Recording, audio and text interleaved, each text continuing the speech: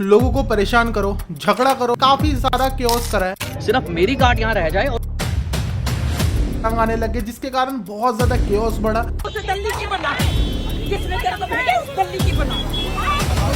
शोर बचाओ, लोगों को परेशान करो, झगड़ा करो, पुलिस को भी परेशान करो और फिर बड़े प्लेटफॉर्म में जाओ और सिंपैथी खाओ। मैं बात कर रहा हूँ द बड़ा पाव गर्ल की, जिनका नाम है चंद्रिका दीक्षित, जिन्होंने पिछले कुछ महीनों में पूरे साल में काफी सारा केओस करा है और उसके बाद उन्होंने एक बड़े शो में अपना जो अपीयरेंस है वो दिया है एज अ कंटेस्टेंट, जो कि बहुत ज्यादा फेमस है, जो कि सबको लगता है कि फेमस है और सबको पता भी है वो किस वजह से फेमस है। चंद्रिका दीक्षित दिल्ली में वड़ा पाव का ठेला लगाती थी और उसके बाद उन्होंने एक दुकान बनाया, पर दुकान उन्होंने अपने मर्जी से नहीं, दुकान तब बनाया जबकि उनके ऊपर बहुत ज्यादा कानूनन प्रेशर दिया गया, लोगों की तरफ से प्रेशर दिया गया, लोगों की तरफ से बहुत झगड़ा हुआ, लोगों ने उनको बहुत ज्यादा बैकलैश दिया इंटरनेट में और जहां पर वो ठेला लगाती थी अपना, वहां पर भी उसके बाद जाके किया। पर उन्होंने ये चीज पहले नहीं किया था। क्यों? क्योंकि उनको बहुत ज्यादा फेम मिल रहा था एक चीज करके, जो कि है केओस करना। केओस करना, झगड़ा करना एक बहुत अच्छा एक एंटरटेनमेंट का सोर्स है, जो कि लोगों को बहुत ज्यादा पसंद आता है और इंटरनेट में ये चीज बहुत ज्यादा वायरल भी होती है। तो ये चीज लोगों को बहुत ज्यादा पसंद आता है, लोग इसको बहुत ज्यादा शेयर करते हैं, जिसके कारण ऐसी वीडियोस वायरल होती है और वायरल होने का मतलब है इनको सीधा सीधी फेम मिलना, जो कि इनको लग रहा था कि इससे मैं इन्फ्लुएंसर बन जाऊंगी और इन्फ्लुएंसर उनको लगता भी है कि वो है और एंटरप्रेन्योर भी अपने आप को बोलती है। तो ठीक है, कोई बात नहीं, आप अपने आप को एंटरप्रेन्योर बोल सकते हो या ना हो, क्या फर्क पड़ता है, बोल तो सब भी सकते हैं। अपने नाम के आगे एंटरप्रेन्योर लगा दो या तो इन्फ्लुएंसर लगा दो, पैसे थोड़ी ना लगते हैं। इतना बेसन फेंकूंगी मैं। वड़ा पाव गर्ल नॉर्मल अपना कार्ट लगाती थी एक सोसाइटी के बाहर, जो कि थोड़ा दूर है, एकदम सोसाइटी के बाहर नहीं, वो दूर है, पर वो लगाती थी। पर जब वो फेमस नहीं थी, वहाँ इतना ज्यादा भीड़ नहीं होता था। पर फिर जो फूड ब्लॉगर्स हैं, जो कि एक चीज को एक मतलब बोलते हैं ना, इमोशनल स्टोरी को बड़ा चढ़ा के दिखाना, क्योंकि यार इमोशनल स्टोरी दिखाओगे तभी तो आपको व्यूज आएंगे, तभी आपके शेयर्स होंगे, तभी आपके लाइक्स आएंगे और कमेंट्स भी आएंगे और लोगों को सिंपैथी वाली जो चीजें हैं वो देखना बहुत ज्यादा पसंद है। तो उनकी भी जो स्टोरी है वो बहुत ज्यादा स्ट्रगल वाली थी। बिल्कुल सही बात है, स्ट्रगल उन्होंने करा, स्ट्रगल करने के बाद उनको एक अच्छा सोर्स ऑफ इनकम बना था वहां पर। तो वो चीज बहुत अच्छी बात है, वो चीज सबका एक स्ट्रगल होता है और उन्होंने भी एक स्ट्रगल किया, पर स्ट्रगल जो था वो वहां तक सही था। उसके बाद जिन्होंने वो चीज दिखाया था अपना बैकग्राउंड म्यूजिक लगा के, सैड म्यूजिक लगा के, उसके बाद एक वीडियो वायरल हुई, उसके बाद सारे जो फूड ब्लॉगर थे एक के बाद एक जाने लगे और सबकी वीडियो वायरल होती है, क्योंकि ये एल्गोरिदम है। जब कोई एक बार वायरल हो जाता है ना, कोई फेस एक बार वायरल हो जाता है, तो लोग उसको अलग अलग जगह देखना पसंद करते हैं, क्योंकि एक जो फेमस हो जाता है ना, एक चेहरा जब लोगों के नजर में एक बार आ जाता है तो लोग उसके बारे में और जानना चाहते हैं, तो हर कोई उनके वीडियो में जा जाके देखना पसंद करता है। तो वहां से ये चीज स्टार्ट हुआ, तो ये ऐसे कर करके वो बहुत ज्यादा फेमस हुई, जिसके कारण उनके दुकान में काफी ज्यादा जो भीड़ है वो इकट्ठा होने लगा और भीड़ इकट्ठा होना उनके लिए तो फायदेमंद था और जो व्लॉगर्स है उनके लिए भी फायदेमंद था। मतलब विन विन सिचुएशन थी कि उनको भी फायदा हो रहा था, उनको भी व्यूज कमेंट सब कुछ आ रहे थे, व्यूज भी आ रहे थे, सब्सक्राइबर बढ़ रहे थे, फॉलोअर्स बढ़ रहे थे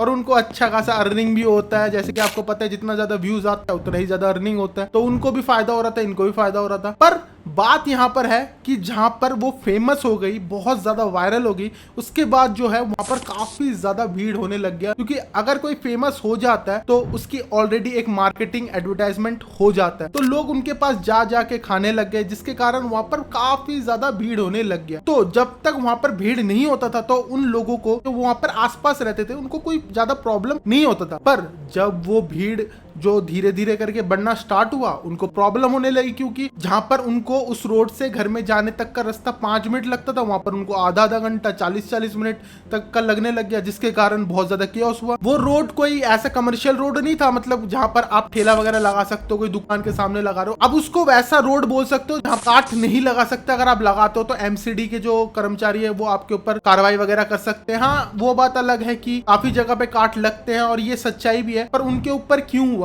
उनके ऊपर ये चीज इसलिए हुआ, उनके पास जो कस्टमर का वॉल्यूम था वो बहुत ज्यादा था, जिसके कारण वहां पर काफी ज्यादा जाम लगता था, जो कि सोसाइटी के लोगों को बहुत ज्यादा तंग कर रहा था। क्योंकि वहां पर बहुत ज्यादा जाम होता था तो वहां पर स्कूल से आने में, स्कूल जाने में काफी ज्यादा दिक्कत होता था और रात में जो ऑफिस से आते थे उनको भी काफी ज्यादा दिक्कत होता था, क्योंकि वहां पर काफी ज्यादा जाम लगा रहता था, जिसके कारण वहां पर जो आसपास के लोग हैं वो जाके इनको बोलने लगे आप यहाँ से हटा लो, आप एक दुकान ले लो और यहाँ पर बहुत ज्यादा जाम होता है जिसके कारण हमें तकलीफ हो रही है। जो कि भाई बंदा जाके अगर किसी का सोसाइटी है और घर है, वहां पर सोसाइटी में आपको पता है कि आप अगर किसी सोसाइटी में रहते हो वहां पर काफी सारे चार्जेस देने पड़ते हैं, मेंटेनेंस चार्ज, पार्किंग चार्ज, फलाने के चार्ज, इतने सारे चार्जेस होते हैं। पर उसके बाद भी अगर उसको फैसिलिटीज ढंग से नहीं मिल पा रही क्योंकि उनको अपने घर में आने में ही इतना टाइम लग जाता है, तो भाई कोई ही कौन ही क्यों ही रहेगा सोसाइटी में।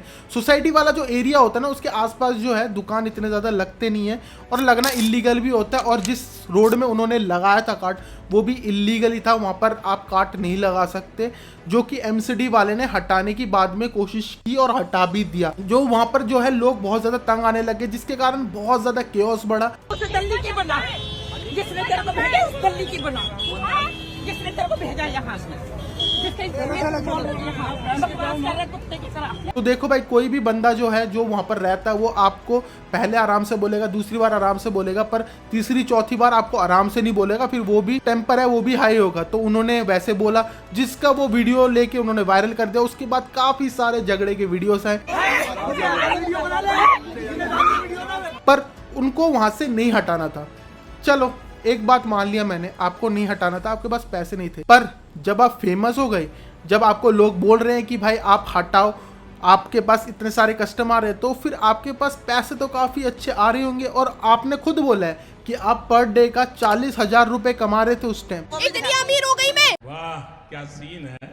तो मेरे ख्याल से आपको अगर दुकान लेना ही है तो आपको ज़्यादा प्रॉब्लम नहीं आनी चाहिए, आप आराम से ले सकते हो और आप आराम से उसमें काफ़ी अच्छा अर्निंग जो है वो कर सकते हो। पर आपने नहीं किया, क्यों? क्योंकि भाई आप लोग भी समझो, आप उस टाइम इनको काफ़ी ज़्यादा वायरल कर रहे थे, पर आपने एक ऐसी चीज़ को वायरल किया जो कि उनको लग रहा था कि वो इसी चीज़ से वायरल हो सकती है, जिसके कारण वो वहाँ पर लगातार केओस करती रही, जिसके कारण बहुत सारे झगड़े हुए, काफ़ी सारे वीडियोस बने और आपने काफ़ी सारा वीडियोस देखा भी और कंज्यूम भी करा और वो वायरल होती गई, जिसके कारण उनके जो इंस्टाग्राम में है फॉलोअर्स बढ़ते गए। आपको पता ही है जब आपके पास फॉलोअर्स होते हैं तो आपको ब्रांड डील्स मिलती हैं, आपको काफ़ी सारा पैसा और भी चीज़ों से मिलता है। तो उनको भी सोशल मीडिया में एक फेम मिलने लग गया और उनको लग रहा था कि अगर मैं यहाँ से चले जाऊँ तो शायद फेम जा सकता है। वो उनकी सोच है, क्योंकि उन्होंने तभी दुकान हटाया जब उनके ऊपर सख्त से सख्त कार्रवाई किया गया, पर उससे पहले उन्होंने हटाया नहीं था। तो फिर आप इसको ये समझ सकते हो कि इन्होंने ये सब चीज़ फेम के लिए किया, क्योंकि अगर वो जाके नॉर्मल दुकान खोल लेती तो शायद उनको इतना ज़्यादा फेम नहीं मिलता। तो ये चीज़ करना उनके लिए ज़रूरी था और उन्होंने करा, क्योंकि उनको भी पता था कि अगर मैं एक दुकान खोल लूँगी तो शायद मैं इसके बाद वायरल नहीं हो पाऊंगी और मेरी वीडियो शायद कोई देखना पसंद नहीं करेगा और शायद धीरे धीरे करके फूड ब्लॉगर्स भी मेरे पास आना बंद कर देंगे। और बंद कर देंगे का मतलब यही होता है कि भाई मेरा जो फेम है वो धीरे धीरे कम होता रहेगा और बाद में मेरे को कोई देखना पसंद नहीं करेगा, जिसके कारण उन्होंने वो चीज़ करा। पर हमारे इंडिया में जो कानून है वो सबसे ऊपर है। जो एमसीडी थी और जो कि ये सब चीज़ें देखते हैं, उन्होंने कार्रवाई की और उस टाइम उन्होंने काफ़ी सारे कार्ड्स को उठवा दिए वहाँ से। और एक वीडियो ऐसा भी आया था कि इन्होंने जाके बड़े अफसर से बात की है कि आप मेरा कार्ड रहने दो और सबका उठा दो, जो कि वीडियो काफ़ी ज़्यादा वायरल। सिर्फ मेरी कार्ड यहाँ रह जाए और बाकियों की उठ जाए, क्योंकि मेरी भीड़ कम हो गई है। तो द वड़ा पाव गर्ल जो बहुत ज़्यादा फेमस है दिल्ली में, आपको ये चीज़ तो पता ही लग गया होगा कि वो कैसे वायरल हुई और उन्होंने कैसे ये सारी चीज़ें की। और अब उनको एक प्लेटफॉर्म भी मिल रहा है, एक बड़ा प्लेटफॉर्म, जहाँ पर वो जाके अपनी जो सिंपैथी वाली स्टोरी है वो सुना रही है और लोगों को वो इन्फ्लुएंस कर रही है। पर लोगों को इन्फ्लुएंस किस चीज़ का कर रही है कि हम लड़ ले, झगड़ा कर ले और कियोस कर ले तो हम वायरल हो जाएंगे, क्योंकि वो तो ऐसे ही वायरल हुई है। मेरे को तो नहीं लगता वो कोई और चीज़ से वायरल हुई है।